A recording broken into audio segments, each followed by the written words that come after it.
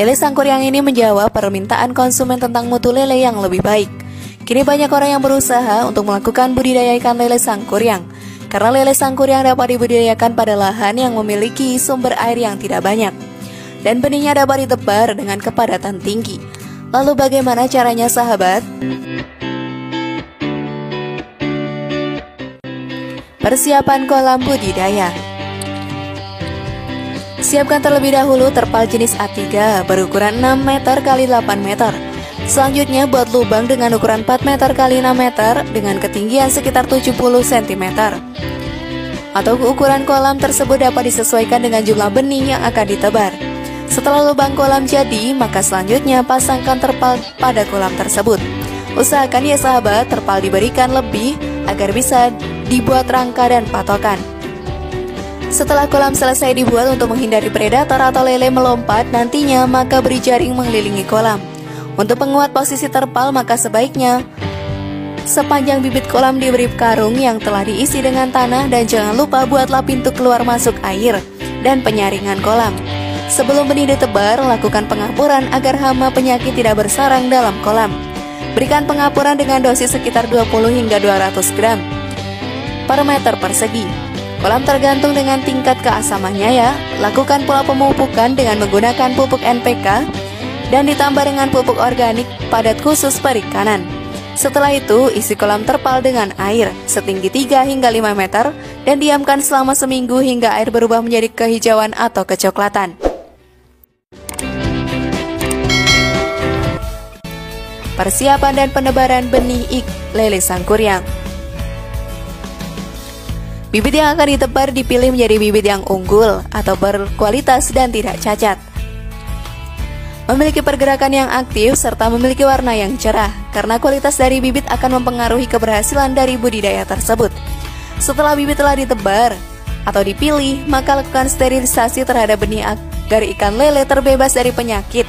Proses sterilisasi tersebut dilakukan dengan cara merendam bibit dalam larutan KM5NO4 selama sekitar 10 menit.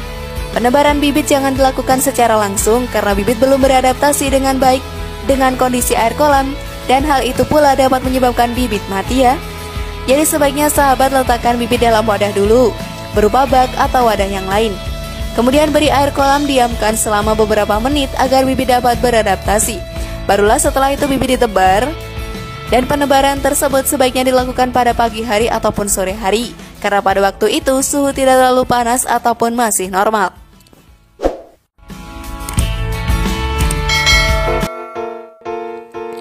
Pergantian dan penambahan air. Hingga ikan lele Sangkuriang berumur 2 bulan, lakukan pergantian air setiap bulan sekali. Atau setelah lele Sangkuriang berumur 3 bulan, lakukan pergantian air setiap seminggu sekali. Atau bisa juga melihat kondisi air dalam kolam. Jika sudah kotor, maka perlu dilakukan pergantian air.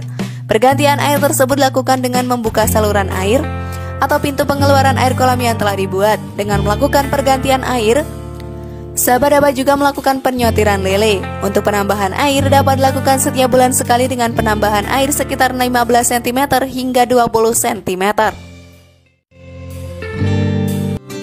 Pemberian pakan lele Sangkuriang. Walaupun dalam kolam telah tumbuh plankton yang menjadi pakan alami lele, berikan pula lele pakan berupa pelet ya, yang ukurannya disesuaikan dengan besar mulut lele Sangkuriang.